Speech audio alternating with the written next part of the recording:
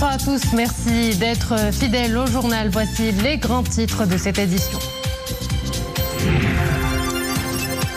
Au siège du Parlement, Sa Majesté le Roi préside l'ouverture de la première session de la 4e année législative de la 11e législature.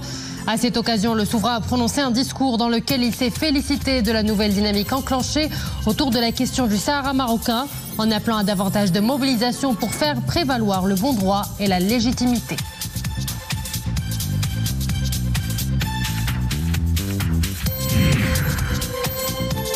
Poursuite à New York des travaux de la 4e commission de l'Assemblée générale des Nations unies.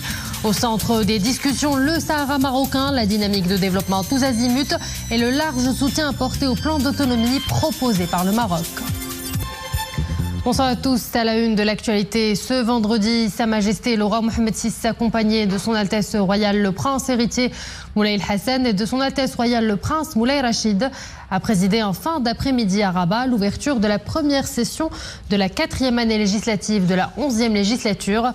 À cette occasion, le souverain a prononcé un discours consacré au dernier développement en faveur de notre intégrité territoriale et de la nouvelle dynamique enclenchée à la faveur des positions favorables de plusieurs capitales à travers le monde, dont plus récemment celle de la France et de plusieurs États à l'échelle européenne, africaine et arabe. Le souverain a appelé à davantage de mobilisation lors de la prochaine étape en mettant en avant le rôle de la diplomatie parlementaire dans ce sens.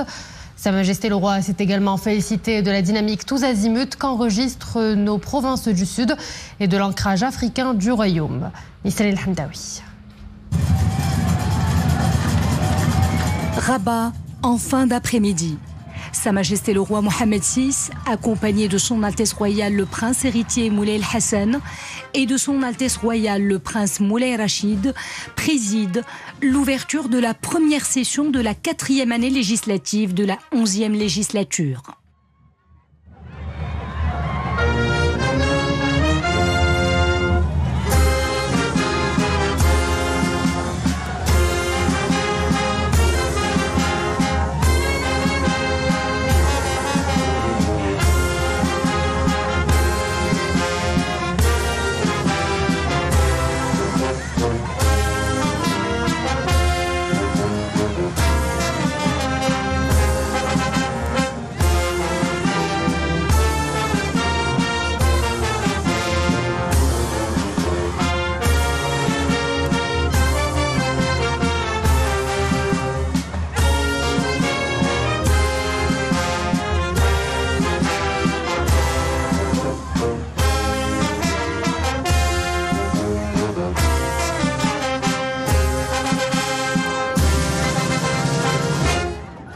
À son arrivée au siège du Parlement, Sa Majesté le Roi a salué les couleurs nationales au son de l'hymne national avant de passer en revue un détachement de la garde royale qui rendait les honneurs.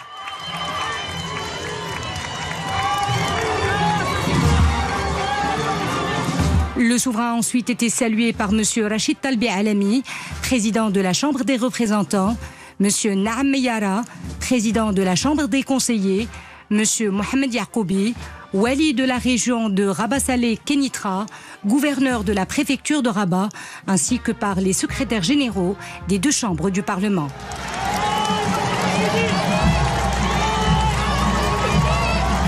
Avant de regagner la tribune officielle, Sa Majesté le Roi a tenu à saluer de ses mains, du haut du balcon du Parlement, la foule enthousiaste des citoyens venus exprimer leur marque de fidélité et de loyalisme à l'auguste personne du souverain et leur indéfectible attachement au glorieux trône alaouite.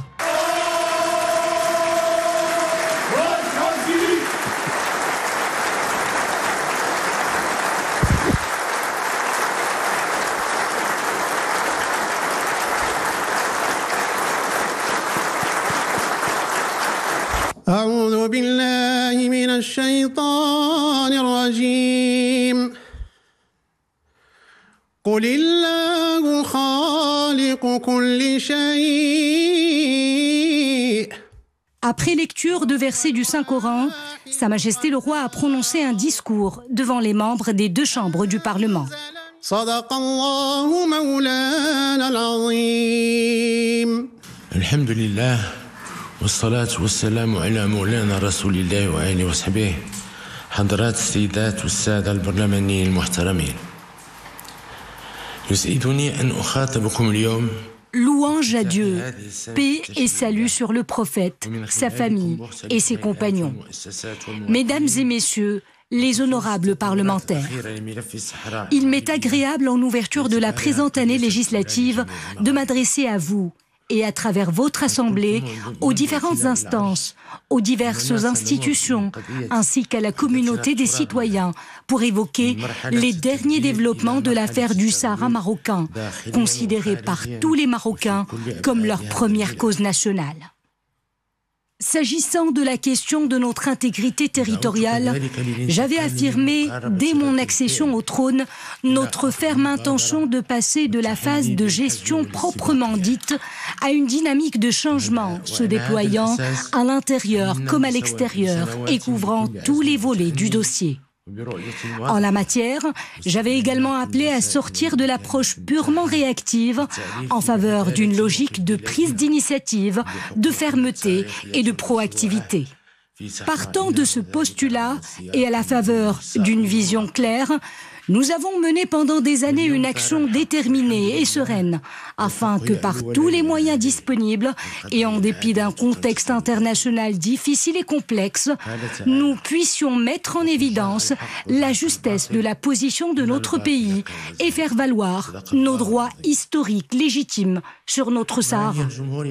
Aujourd'hui, Dieu soit loué, la vérité qui finit toujours par supplanter toute autre considération s'est révélée avec éclat, car les causes justes triomphent inévitablement.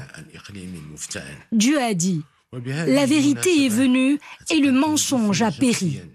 Le mensonge est toujours destiné à périr. Véridique est la parole de Dieu. Voilà donc la République française qui soutient la souveraineté du Maroc sur l'ensemble du territoire du Sahara et qui appuie l'initiative d'autonomie dans le cadre de l'intégrité territoriale marocaine comme seule base pour le règlement de ce conflit régional artificiel. À cette occasion, j'exprime en mon nom personnel et au nom du peuple marocain mes plus vifs remerciements et ma profonde gratitude à la France et à son Excellence, le président Emmanuel Macron, pour ce soutien franc à la marocanité du Sahara. Cette évolution positive qui fait prévaloir le bon droit et la légitimité par la reconnaissance des droits historiques du Maroc est portée par un grand pays, doté du statut de membre permanent au Conseil de sécurité et reconnu comme un acteur influent de la scène internationale. Bien plus, la France possède une connaissance pointue de la nature et des soubassements de ce conflit régional.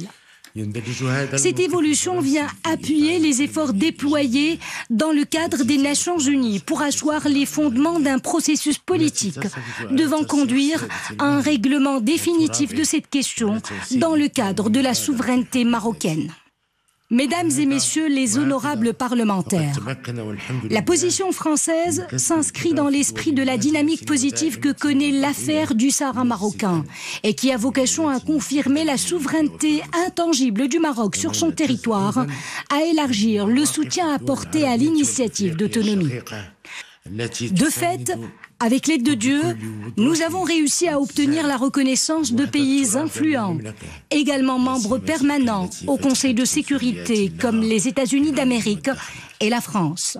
Nous sommes également fiers des positions des pays arabes et africains frères qui soutiennent de façon très claire et responsable l'intégrité territoriale du royaume et plus particulièrement ceux qui ont ouvert des consulats à La Ayoun et à Dakhla. En parallèle, l'initiative d'autonomie, seule base pour parvenir à un règlement définitif du conflit dans le cadre de la souveraineté du Maroc, bénéficie du vaste soutien d'un nombre croissant de pays du monde entier. Citons l'Espagne, ami qui connaît bien les ressorts cachés de cette affaire et dont la position a une forte résonance politique et historique. Il en va de même pour la plupart des pays de l'Union européenne. À tous ses amis et partenaires, il nous plaît d'exprimer notre considération pour leur position favorable à la première cause du Maroc. Nous remercions aussi tous les pays qui traitent économiquement et sous forme d'investissement avec les provinces du sud du royaume comme partie intégrante du territoire national. Ils accompagnent ainsi la dynamique de développement social, économique et culturel qui est à l'œuvre au Sahara marocain et conforte sa position d'axe de communication et d'échange entre le Maroc et sa profondeur africaine. Il place aussi le Sahara marocain au cœur des initiatives continentales stratégiques que nous avons lancées, comme le projet de gazoduc Maroc-Nigeria et le processus des États atlantiques africains, ainsi que l'initiative engagée pour favoriser l'accès des pays du Sahel à l'océan Atlantique. Mesdames et messieurs les honorables parlementaires, nonobstant tout ce qui a été réalisé, la prochaine étape exige de tous un surcroît de mobilisation et de vigilance pour conforter durablement la position de notre pays. Et il importe de continuer à plaider la justesse de notre cause et à contrecarrer les manœuvres des adversaires. À cet égard, les fondamentaux de la position du Maroc doivent être expliqués au petit nombre de pays qui continuent de prendre à contre-pied la logique du droit et de dénier les faits de l'histoire. Corrélativement, il faut s'employer à les convaincre de la légitimité de la marocanité du Sahara à grand renfort de preuves et d'arguments juridiques, politiques, historiques et spirituels. Cette démarche exige de mutualiser les efforts de toutes les institutions et les instances nationales officielles, partisanes et civiles, et de renforcer leur coordination de manière à conférer l'efficacité nécessaire à leurs actions et à leur mobilisation. Vous êtes au fait, honorables parlementaires, du rôle agissant qui revient à la diplomatie partisane et parlementaire pour recueillir davantage de reconnaissance en faveur de la marocanité du Sahara et pour élargir l'appui à l'initiative d'autonomie en tant que seule solution à ce conflit régional. Aussi, nous appelons à plus de coordination entre les deux chambres du Parlement à ce sujet, en mettant en place des structures internes adaptées, dotées de profils qualifiés et en appliquant les critères de compétence et de spécialisation dans le choix des délégations, aussi bien à l'occasion des rencontres bilatérales que lors de la participation à des forums régionaux et internationaux. Mesdames et messieurs les honorables parlementaires, les acquis que nous avons réalisés dans la perspective de clore ce dossier et le développement socio-économique que connaissent nos provinces du Sud ont été rendus possibles grâce à l'élan de solidarité de l'ensemble des Marocains et à la faveur de leurs efforts concertés pour consolider l'unité nationale et l'intégrité territoriale. À ce propos, nous tenons à saluer les efforts déployés par la diplomatie nationale, les différentes institutions concernées, les forces vives de la nation et par tous les Marocains au patriotisme sincère et authentique à l'intérieur du pays comme à l'étranger pour défendre les intérêts légitimes de leur patrie et déjouer les machinations des ennemis. En outre, nous adressons nos remerciements et l'expression de notre considération à nos fils du Sahara pour leur loyauté indéfectible à l'égard de leur patrie, leur attachement inébranlable à leurs symboles sacrés, religieux et nationaux, et pour leur sacrifice en vue de préserver l'intégrité territoriale du royaume et sa stabilité. En conclusion, nous réaffirmons que le Maroc restera constamment ferme sur sa position et fidèle à l'esprit d'ouverture sur son environnement maghrébin et régional, contribuant ainsi au développement commun des peuples de la région, à leur sécurité et à leur stabilité. Le Très-Haut a dit « Ô vous qui croyez, si vous faites triompher la cause d'Allah, il vous fera triompher et raffermira vos pas. » Véridique est la parole de Dieu. قال تعالى يا أيها الذين آمنوا إن تنصروا الله ينصركم ويثبت أقدامكم صدق الله العظيم والسلام عليكم ورحمة الله تعالى وبركاته.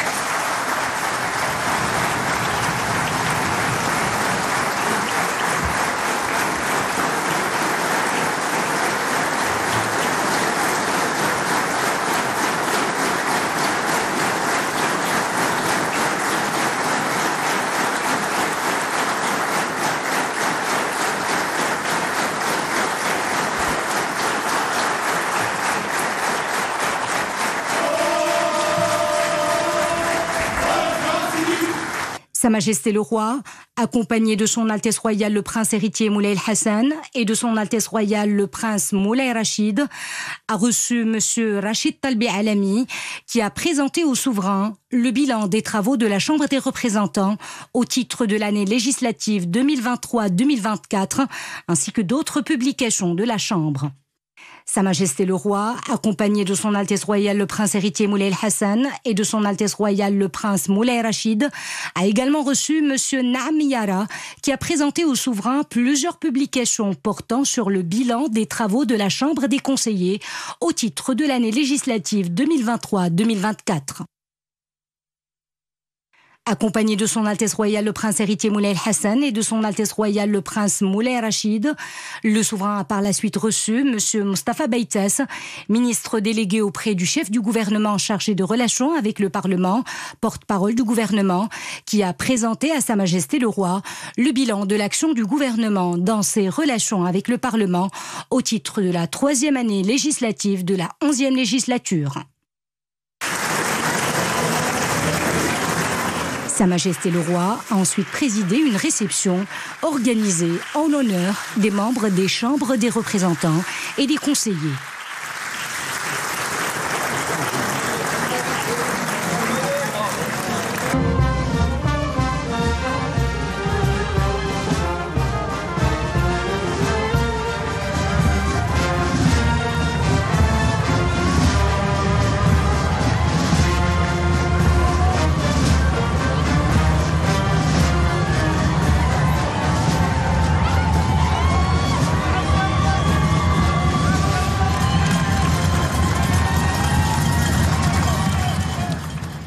New York, où se poursuivent les travaux de la 4e commission de l'Assemblée générale des Nations unies, avec un focus sur le plan d'autonomie proposé par le Maroc, mais également sur la dynamique de développement que connaissent nos provinces du Sud. Sur place, nos envoyés spéciaux à New York, Abdelal Chegari et Mohamed Touaïna, avec un récit de Sophia Fgrout. Qu'ils soient d'Afrique, d'Europe, d'Amérique ou d'Asie, ils parlent d'une même voix, la voix de la raison. Ce sont des pétitionnaires internationaux venus à New York affirmer que le plan d'autonomie présenté par le Maroc est le seul et unique cadre pour parvenir à une solution définitive à la question du Sahara marocain. Et leurs arguments sont présentés devant la 4e commission de l'Assemblée générale de l'ONU. C'est un jour historique au siège des Nations Unies. J'ai été ravie de voir nombre d'interventions insister sur la marocanité du Sahara. Le Sahara est une partie indissociable du Maroc et ses habitants sont prêts à défendre leurs terres marocaines. Et pendant que le dossier du Sahara marocain poursuit son tracé diplomatique au siège de l'ONU, les choses se concrétisent à Dakhla et Al Ayoun, qui abritent une trentaine de consulats généraux. C'est le fruit d'une diplomatie royale visionnaire, tournée aussi bien vers le nord que vers le sud. Le Maroc est le seul pays qui défend l'Afrique. Et les Africains sont conscients que tout ce que fait le Maroc est dans l'intérêt du continent. C'est pour cela que les pays d'Afrique sont les alliés du royaume dans sa cause juste qu'est le Sahara. Tous savent que le Maroc est un pays sage. Même si le dossier du Sahara marocain est discuté depuis des années lors de la 4e commission de l'Assemblée générale de l'ONU, une mise à jour s'impose. Car de nouvelles positions en faveur de la marocanité du Sahara ont été enregistrées. J'étais donc dans la 4e commission pour la question du Sahara marocain, une question qui revient tous les ans, on le sait, pour d'une part rappeler que la France a fait évoluer sa position récemment de manière très importante en considérant que la question du Sahara était une question de sécurité nationale pour le Maroc et que le plan marocain d'autonomie était actuellement l'initiative qui était la plus cohérente pour mettre fin définitivement à ce conflit qui ne devrait pas exister. L'idée, c'est de prendre les dates, de les analyser et de comprendre que finalement rien n'est vrai dans ce qui est dit. C'est simplement une mythologie, une sorte de propagande qui est faite simplement pour déformer les informations, montrer qu'il y a des problèmes là où finalement le Maroc parvient à les résoudre et finalement à rendre un monde meilleur dans cette région de l'humanité. Un monde meilleur où le Sahara est une partie intégrante du Maroc, une partie économiquement prospère grâce à des projets structurants lancés par le royaume. C'est sans doute ce dynamisme économique, mais également social et bien entendu diplomatique, qui convainc à New York. Car ici, au siège de l'ONU, les membres de délégations officielles, d'ONG et les experts n'ont pas fini d'apporter leur soutien à la cause nationale. Direction à présent Oslo, où le Nobel de la paix récompense cette année l'organisation japonaise anti-armes atomiques Nihon Hidankyu. L'organisation a reçu le prix de la paix pour ses efforts en faveur d'un monde sans armes nucléaires et pour avoir démontré par des témoignages que les armes nucléaires ne doivent plus jamais être utilisées. Nihon Hidankyu regroupe des survivants des bombardements nucléaires sur Hiroshima et Nagasaki en 1945. Sport, futsal, la sélection marocaine occupe désormais la 7e place mondiale selon le classement de la FIFA.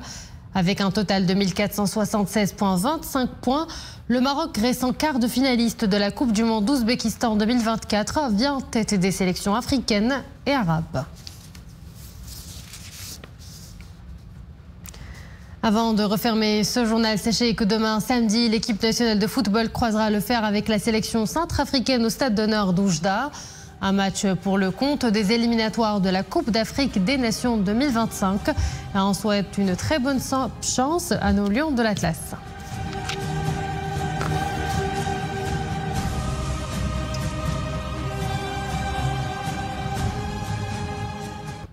Et voilà, nous arrivons à la fin de cette édition. Merci à vous de l'avoir suivi. Excellente suite des programmes sur Al-Oula.